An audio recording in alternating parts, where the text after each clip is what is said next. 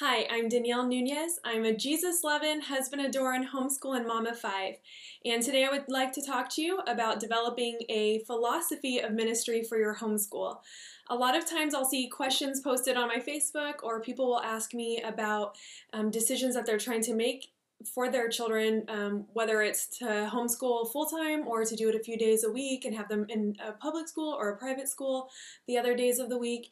And I think instead of answering them and giving them my opinion about the different programs, the best thing that I can do is point them to what is your philosophy of ministry for homeschooling. Depending on the reasons why you're homeschooling, what you're hoping to accomplish with it, that will help to determine all of the questions, the answers for all of the questions that you're asking. So I wanted to put together this little video of ways that I think questions you could ask yourself and your spouse to construct an actual philosophy of ministry for your homeschool. And I think even if you're still in the phase of questioning, should I be homeschooling or not, these are 5 great questions to be asking yourself so that you can see if this is going to be a good fit for your family. It will help you to clarify your priorities so that you can decide if educating your children is really a priority in your family, because let's face it, there's a huge cost, not necessarily financially, but on your time and your involvement in other activities. You have to make a lot of extra time in your day. I'm not just cleaning with my kids at home, walking around, picking things up, but I can't go out with other friends whose kids are in school. They just want to go out for a girls' thing. I can't do that because I need to be home teaching my children. I need to find that extra time when my husband is gone during the day with kids home to clean my house and to teach my children on top of that. I don't have the luxury of just going and dropping my kids off for a few hours somewhere else and then just picking them up later. So there is a cost to homeschooling. That's just probably the things that impact me the most, but I wouldn't have it any other way.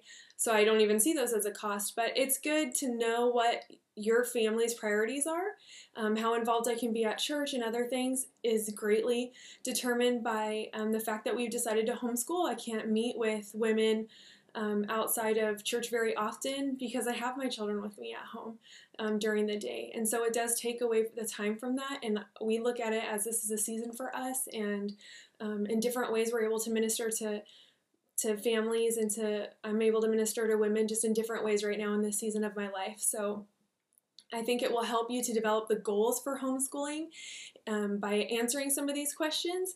You don't want to just say, okay, I'm going to homeschool. I'll just grab a math book and a reading book. But you want to have goals. What are you hoping to accomplish is it to bind your family closer together?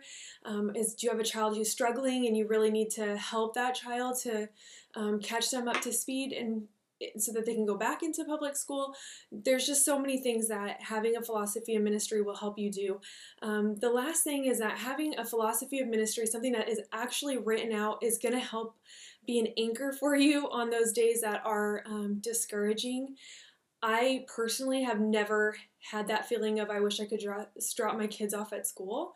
By God's grace, I love my kids and we have a lot of fun, and I completely recognize that times that I feel extra stress, it's my own sin. It has nothing to do with my children, and so that's not something I struggle with, but I know for many moms that is something that happens. They feel like, I wish I could just drop my kids off at school right now and not have to deal with them. And so if you have something that's written out that you can go to and say, this is why we're doing it. I know that I need to pursue this, and this is what we're hoping will come from it. That will be an anchor for your soul and help you to get through those days. And of course, in those times too, remembering everything that Christ has done for you, the fact that he lived a perfect life and died on the cross for you, that in itself, that gospel message is motivation to think, okay, if Christ can die for me, I can die to myself right now and take care of my children. And so having all of these things written into a philosophy of ministry, I think, is really helpful. So let's go ahead and let's start with the 5 questions. The first question I would say is, what is the purpose of education in general? I think a lot of times you find what people think the purpose is of education in the questions that they ask homeschool moms, like, aren't you worried your child's not going to be socialized? Apparently that is, for a lot of people, a huge part of what they believe an education is about, which I will answer in another video. And it's important for you. There's going to be two components to it, obviously. There's going to be spiritual components to what you believe in education should be, how maybe you believe that everything should be pointed to the gospel. You believe that even science, math, everything that the Lord has created a universe, and so He created it in an order, and you want to study how these things all point to the fact that there is a creator and that He is amazing. And then there's also going to be the obvious secular, or which still they point to God because He is a God of order. You want your child to be able to do math, to be able to balance a checkbook. You would like your child to be able to read so that one day they can read the Bible for themselves. That's been the hugest blessing of teaching my 6-year-old to read. He just picks up his Bible and goes outside and starts reading it. It's amazing. And I love being part of that process for him.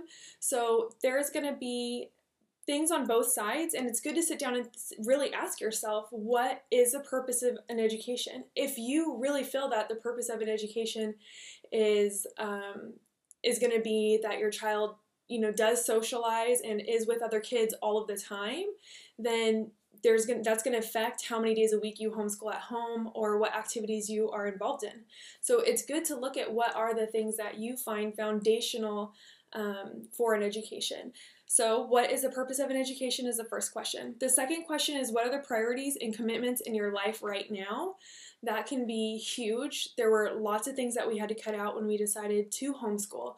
So be realistic and look at it. Do you have a sick relative? Are you caring for, your sick mother-in-law? Or are you a single mom who is working full-time to support your family? There's lots of commitments that we have. What is your involvement in the church? And you need to realistically look at that and think, am I going to be able to cut enough things out of my day that I can actually homeschool my children? And do I value homeschooling my children over some of these other things? Or are there ways that I can get other people involved to help with some of these other things, or to work around them? Like I mentioned earlier, for us, I was very involved in church at the time, and there were things that I had to step back from.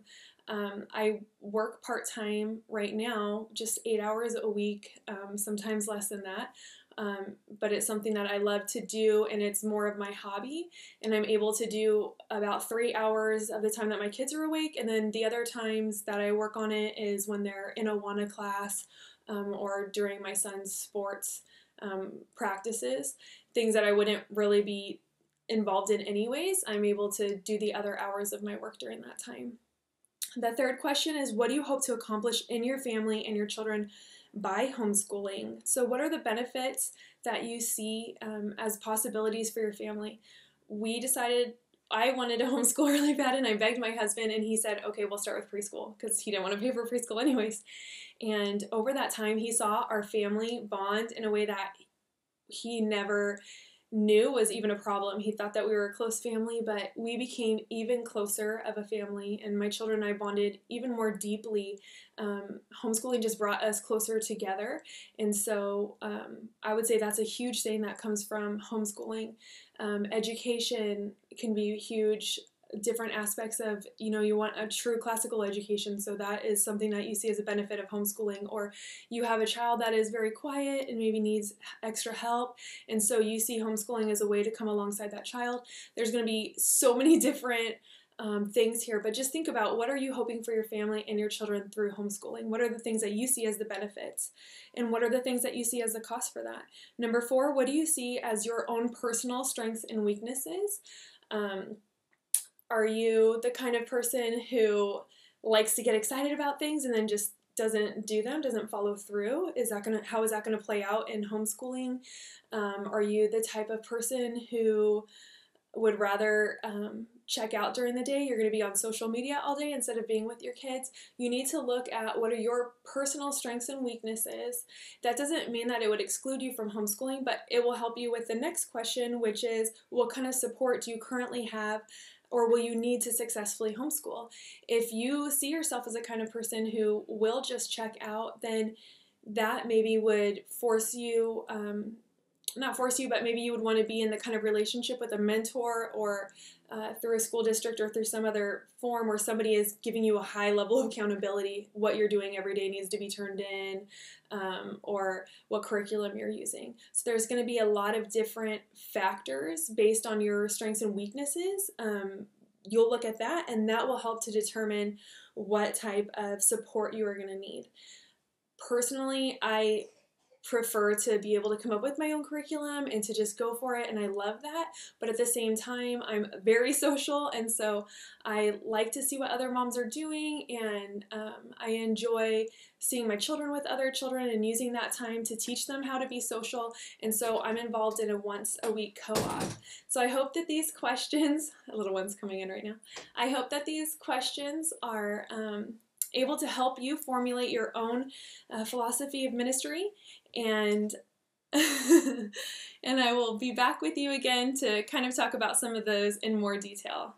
Can you say bye? Say bye!